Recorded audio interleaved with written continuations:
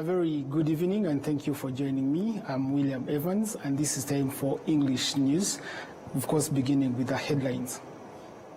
As Africa celebrates 62 years since its liberation, political veterans warn that the continent's development is still held back by leaders who continue to follow the influence of foreign countries. While internal auditors have highlighted the need for professionalism and transparency in advancing the practice across Africa. Still to come, experts in sports and entertainment affirm that the infrastructure built by the government for youth in this sector is among the key factors that have increased its annual revenue, which now reaches 20 billion Rwandan francs.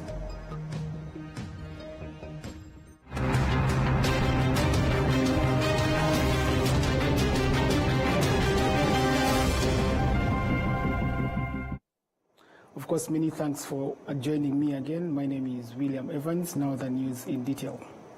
As Africa celebrates 62 years since its liberation, political veterans have warned that the continent's development is still held back by leaders who continue to follow the influence of foreign countries.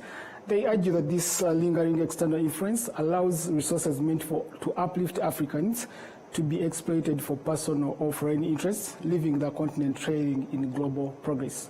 Olive Netta reports. Africa. The celebration brought together people from different walks of life, including youth, who emphasized the importance of learning from the sacrifices made by those who shed their blood to liberate the continent from colonial rule. Lessons they believe are essential to building a self-reliant Africa. We draw profound lessons from those who led the liberation of Africa. As we've often reflected, they understood this mission while they were still young. They didn't just sit back and dwell on their weaknesses. Instead, they chose to unite, contribute whatever they had, and work together to achieve the Africa they envisioned at the time. They did not allow the challenges they faced to hold them back. Rather, they made the most of the limited resources available to them to build the Africa we know today.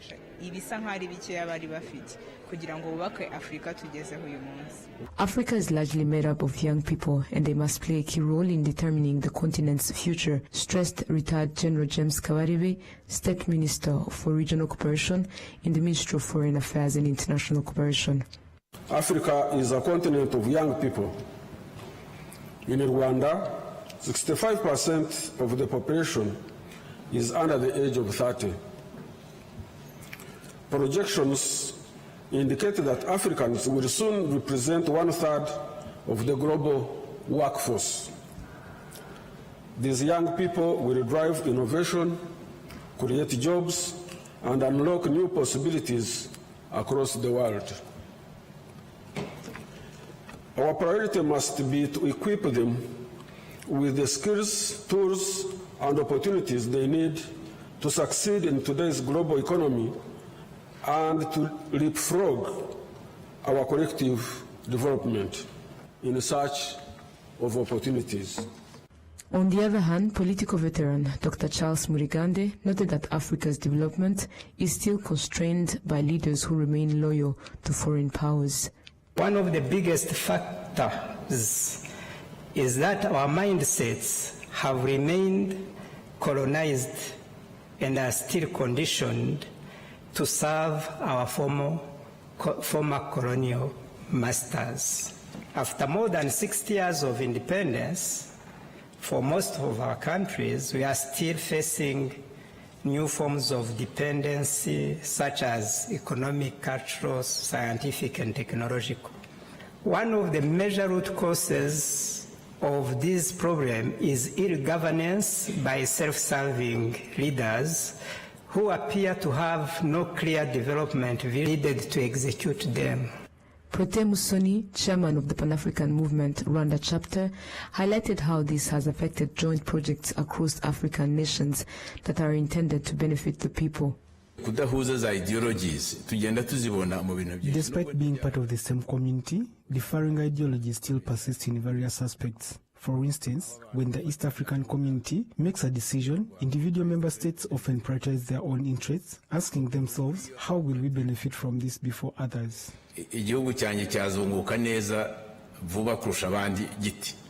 Mozambique's ambassador to Rwanda, Ahmad Mukidat, who spoke on behalf of the diplomatic corps in Rwanda, pointed out that this is the time for African countries to share their resources for mutual development. He pointed to Rwanda's history as an example of what is possible if Africa chooses self-reliance. As we celebrate Africa Day, we also celebrate Rwanda, a living proof that an African renaissance is possible. After one of the darkest chapters in our history, this country has not only risen, but has become a model of reconciliation, effective governance and innovation. We recognize all the commitments by His Excellency President Paul Kagame in its implementation of the objective uphold the values of unity, justice, and progress that our predecessors fought for. In addition to celebrating Africa's Liberation Day, the National Congress of the Pan-African Movement, Rwanda chapter, re-elected Protais Musoni to continue leading the organization. Thank you, Olive Nete. Now, the Rwanda Defense Force Army Chief of Staff, Major General Vincent Nyakarundi, accompanied by the Commissioner of Police, Vincent Sano, who is the Deputy Inspector General of Police in charge of operations, today briefed the Rwanda Security Forces contingent at Kami Barracks ahead of their deployment to Cabo Delgado province in Mozambique. The briefing included members of both the RDF and Rwanda National Police as they prepared for their mission. Major General Nyakarundi told the relieving force that their predecessors had done an excellent job in helping to restore normalcy in Cabo Delgado province, and therefore they should strive to carry out their duties even more effectively. He urged them to maintain discipline and foster teamwork in order to successfully fulfill their assigned responsibilities. Rwanda initially deployed troops in Cabo Delgado province in July 2021 at the request of the Mozambican government, and since then the Rwandan security forces and Mozambican army have significantly weakened Islamic State-linked insurgents. Now, to more news, internal auditors highlight the need for professionalism and transparency in advancing the practice across Africa. Adam Squizera reports. Starting on Monday in Kigali, a 4-day African Federation Institute of Internal Auditors will kick off. Among the key topics on the agenda are the promotion of the governance, legal compliance, and reinforcing professional trust and conduct in the internal audit sector. Gilles César Hatedikimana, the Internal Auditor General, acknowledged the existing gaps in the internal auditing systems of some institutions across Africa. However, he emphasized that Rwanda has made significant progress due to a culture of transparency and by supporting public institutions in implementing sound financial management practices. We have to make sure that the internal audit function, we elevate the profession of internal audit function in Rwanda. So we actually support the Institute of Internal Auditors to make sure that they help those auditors, those in the private sectors and public institutions, to help them update them with the international standard of audit, those standards that are being issued by the Institute of Internal Auditors at the global level. So it is the Institute of Internal Auditors that is helping them to make sure that they get updated of everything that is taking place across Africa and even in the world. Participants in the conference commended the government of Rwanda for its commitment to building the capacity of professionals in the auditing sector, underscoring integrity as a cornerstone of this profession. Apart from that, even also the auditors themselves, when they are hired, there's a background check that is done for us to ensure that the integrity is there. Also, we do what we call trainings. The trainings are done to the extent that each auditor is trained on integrity, so that we make sure that each auditor understand integrity and apply integrity in their daily job. Internal auditors, they have to behave professionally, We have a code of conduct that you have to follow. Even if you look at the standards that we follow, there are some standards that actually highlight the way auditors should behave, like keeping confidentiality, that is not disclosing whatever you came across during the audit. So we have actually specific standards that are there, or that talks about the integrity, how auditors should behave, to make sure that whatever they do it professionally. Richard Rutuku, the CEO of the Institute of Internal Auditors, noted that the conference offers a platform to showcase the progress Rwanda has made in the sector of internal auditing. They are going to have interactions with people who have been in a profession for quite many years, and they are going to get a lot of updates on the latest standards. Just recently, beginning with January this year, the whole world adopted the new global internal audit standards from what we used to know as the IPPF, or the professional standards framework that was there before. And much as it remains the same guiding document for internal auditors, a lot has changed in it, and it is good that they get to know what has been transformed and actually its applicability. So from this networking, from this knowledge sharing, and the latest trends in the profession, I'm pretty sure that the Rwandan internal auditors are going to go away with a full package of how they can better improve their profession and actually their efficiency at doing their work. This is the 11th African Federation of Institutes of Internal Auditors Conference, but the first time it is being hosted in Rwanda.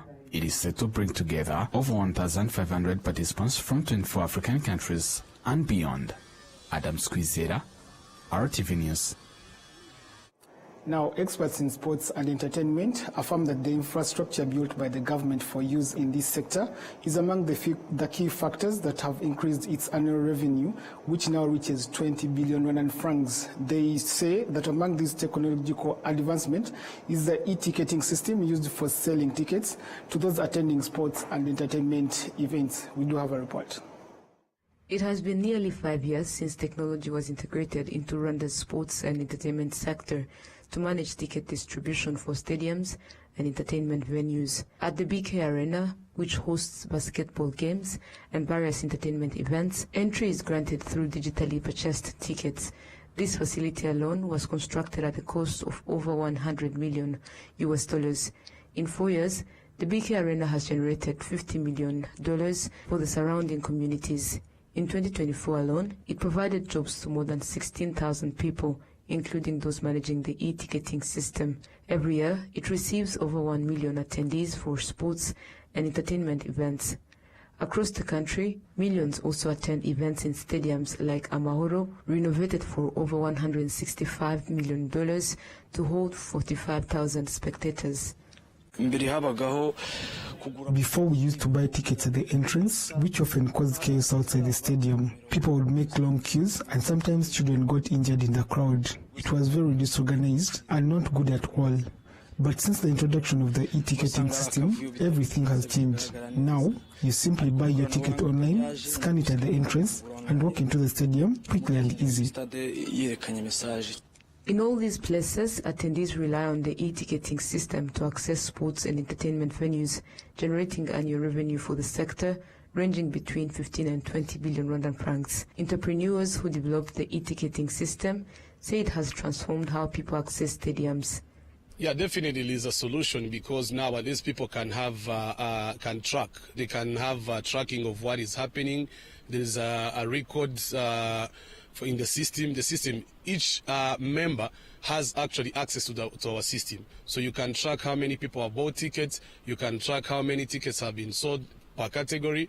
And today we believe like it's a solution, because even people now are if you look at how much they used from experience when we speak to them, and today their revenues have increased. We're happy to see where we come from and where we're going in terms of technology. I think Rwanda is growing in every single sector, not only football. So having this technology in football, I think so far for us who are in the business, we try to contact at least across the region so far we're having the best technology. So, and we believe this is going to keep growing as we get good infrastructures. We're having a place like Mauro Stadium that are having a good now infrastructure with the turnstiles. We're having Huye Stadium. We're soon maybe going to have Pere being more and more other stadium. So we believe also we are thinking of how do we make this not only the existing solution that we have, but how do we also bring in new technology that will enhance the business, but as well facilitate the funds to attend the stadium. In 2022, sports tourism accounted for 14% of Rwanda's economic activity from hosted conferences and events. Alex Nari, the CEO of the ICT Chamber under the Private Sector Federation, says that the government investment in sports and entertainment infrastructure has created opportunities for innovators to come up with various tech-driven solutions. Over the years, we've seen a lot of investments, government investment in sports infrastructure, and that has unlocked and opened up new opportunities for innovators and for innovations at different levels. Because today we know that these stadiums or these infrastructures are spread across the country. So whether it's in Huye or in Bugesera, whether it's cycling, where we see a lot of application of drone technologies, for example, in image capturing, down to ticketing, basic ticketing as you enter the stadiums. So we're grateful and we look forward and we expect that even as we look forward to the other sports activities that are coming up, like UCI and so on, we'll see more innovations from the Rwandan ecosystem and wider, taking advantage of this opportunity that is being opened up. The Minister of State in the Ministry of Sports, Ngarambe Rwego, also confirmed that technology has improved service delivery within the sector. Binarushaho kunozwa neza kugira ngo even though improvements are still being made to enhance the systems and better meet customer needs, I would say it is currently at a satisfactory level. It is a great step away from traditional cash-based methods towards digital transactions. If you've seen how these platforms operate, they also allow other partners to sell their services or advertise through the same ticketing platforms. So, it is not only about providing good services to clients, it is also about creating opportunities for businesses to advertise. I would say the system is currently performing really well.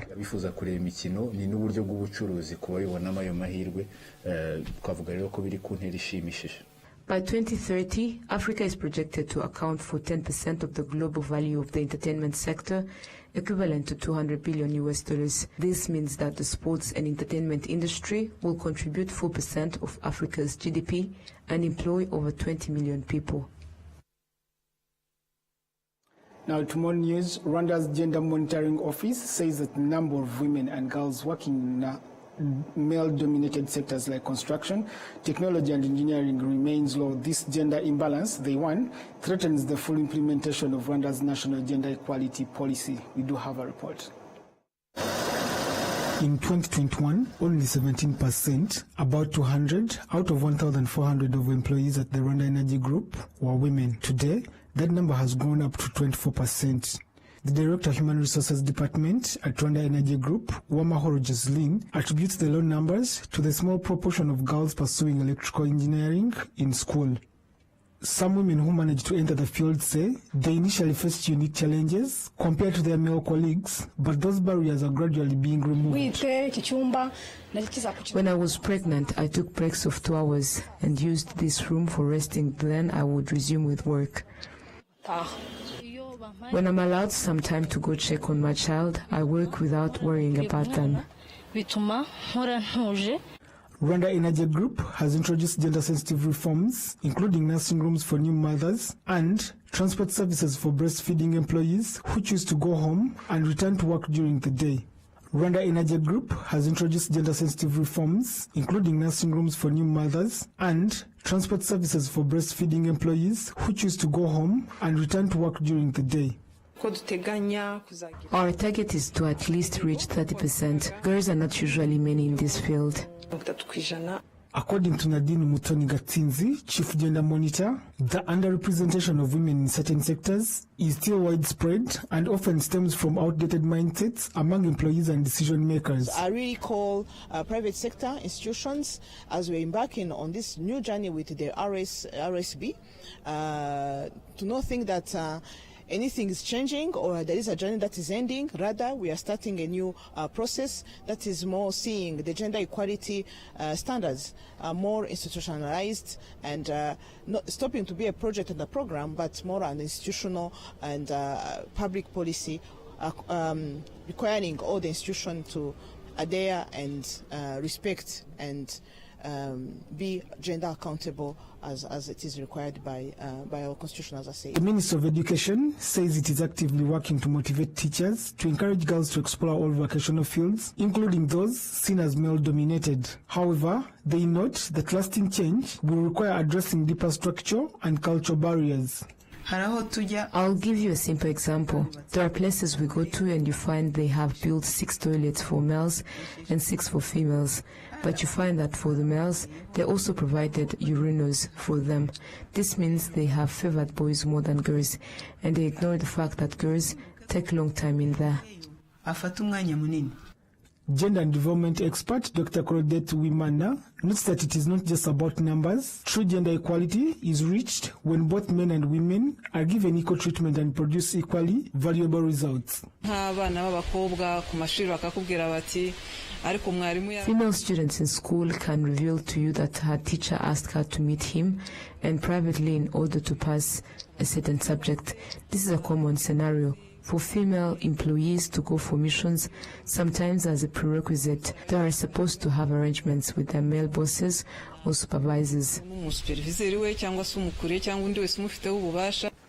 Rwanda has been internationally recognized for promoting women in decision-making roles, but gaps still remain, especially in the private sector and some public agencies, where stakeholders are being urged to voluntarily support more inclusive hiring practices. Now, the city of Kigali plans to introduce scheduled departure times for public buses at major bus stops, enabling passengers to know when when next the bus will arrive. And this feature will be accessible from modern bus shelters built along designated spots. We do have a report. During busy morning and evening hours, commuters often gather at bus shelters as they wait for public transport. Beyond waiting for buses, many passengers appreciate these shelters, especially when it is too sunny or rainy. Taking today as an example, it has been raining from morning, but we are able to take shelter here. It has reduced a bit, that is why I'm out, trying to get means to continue with my journey.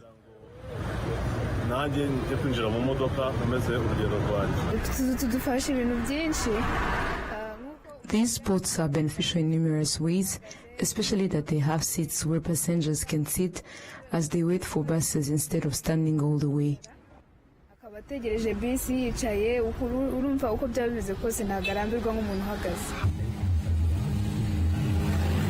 Some of these shelters are equipped with Wi-Fi, allowing passengers to stay online while waiting for buses. Others also offer phone charging ports, an added bonus for travelers with low battery.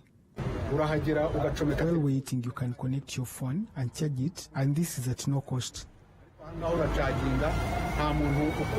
According to City of Kigali spokesperson Emma Claudine, these shelters will soon include even more features, including real-time bus arrival schedules. She urged the public to help maintain them in good condition. uko bigenda binozwa kurushaho hazajya hanakoreshwa kugira ngo tumanikemo n'ibyapa. The more we make improvements, we intend to also use these units for posters showing bus schedules to assist passengers monitor and manage their journeys well. Above that, we are also making changes to accommodate and support especially lactating mothers who will need some private space to breastfeed their children as they wait for buses to arrive. Our call, therefore, is that we mutually protect these places for the general good of all of us.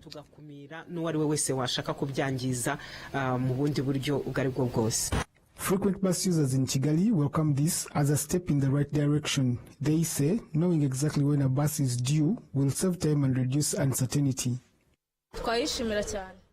We would highly welcome this initiative. It would help us not to overweight, but also in case your colleague is left behind, you're able to alert them once the vehicle is about to reach so they can make haste. This initiative is of great value to us because sometimes we wait for vehicles without knowing the exact time they will arrive, only to come late and inconvenience our other plans. Speeding it up is important because sometimes we run late and end up getting motorcycles, which is expensive. The city of Kigali built these shelters to address challenges such as exposure to bad weather, internet access, and phone charging while waiting for public transportation. However, not all locations have them yet.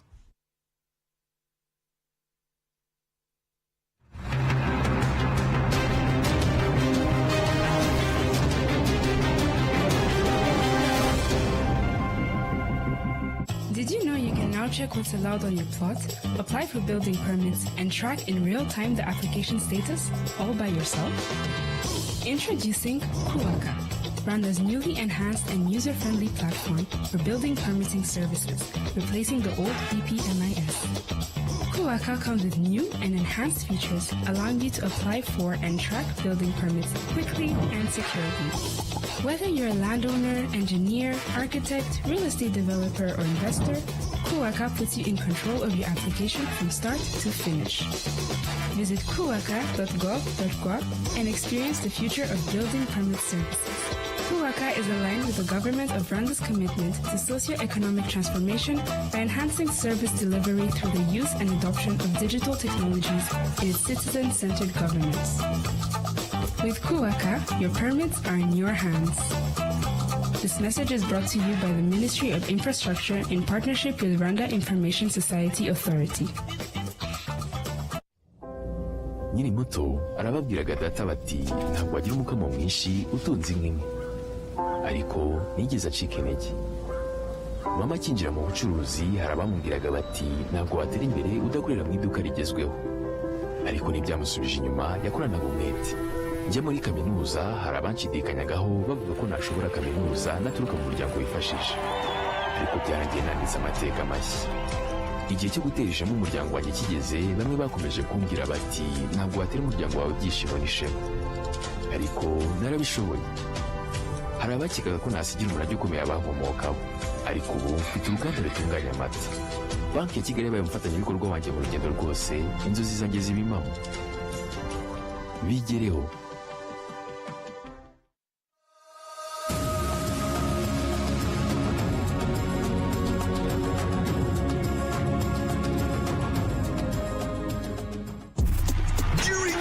Moments.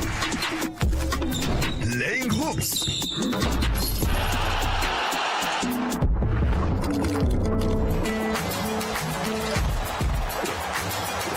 Giving away.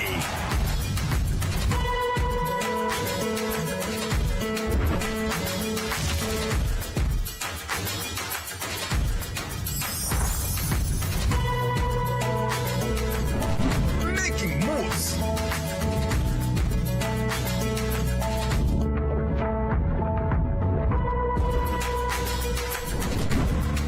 Breakfast with family. Inyanje is always there.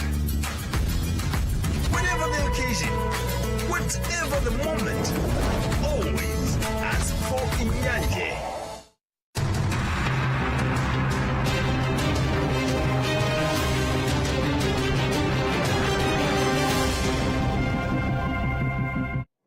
Of course, RTV News continues with international news. Now, Ecuador's president has been sworn in for a full 4-year term under tight security in the capital, Quito. 37-year-old Daniel Noboa, who's the country's richest and youngest president, is doubling down on his iron fist approach to crime, but faces mounting challenges from drug-related violence and rising unemployment. Al Jazeera has more. Coming off a stronger than expected election win, Ecuador's President Daniel Noboa promised a brighter future as he was sworn in on Saturday. In a country overwhelmed by drug-fueled violence, security was tight in Quito as the newly re-elected president pledged to bring Ecuador back from the brink. What we're going to do is return power to the Ecuadorian people who for a long time have felt abandoned. We will bring progress back to this country, which has been and continues to be attacked by the mafias through both violence and violent politics. At the start of the year, once peaceful Ecuador averaged 1 killing every hour as cartels battle for control of cocaine routes. Organized crime has seeped into nearly every institution. Since taking office in a snap election, the young heir to a banana fortune has imposed a hardline strategy, deploying troops to the streets and designating criminal groups as terrorist organizations. But critics say these measures have shown limited results and come at the cost of constitutional rights. It's clear the policies implemented haven't delivered results, but we also have to consider the nature of the crime has changed since the government declared an internal armed conflict, effectively a war. My sense is that Noboa will stick to the same approach, and we can only hope it works. Noboa plans to reopen a U.S. military base and is requesting foreign military help. He's also promising to tackle high unemployment and avoid a return of the blackouts that hit Ecuador in 2024. With the economy shrinking 2% last year, the worst in South America, he's under pressure to show results quickly. Let's pray to God that Daniel Noboa turns out to be a good president because the people chose him, and if he misbehaves, the same people will remove him. But for now, Ecuadorians have given their youngest ever president a vote of confidence. His tough-on-crime approach may define his presidency, but whether it delivers peace and prosperity remains to be seen. Alessandro Rampietti, Al Jazeera. And now that report brings us to the end of tonight's bulletin, but before we call it a night, let's look at the headlines one more time. As Africa celebrates 62 years since its liberation, political veterans warn that the continent's development is still held back by leaders who continue to follow the influence of foreign countries. Internal auditors have highlighted the need for professionalism and transparency in advancing the practice across Africa. Experts in sports and entertainment affirm that the infrastructure built by the government for use in this sector is among the key factors that have increased its annual revenue, which now reaches 20 billion Rwandan francs.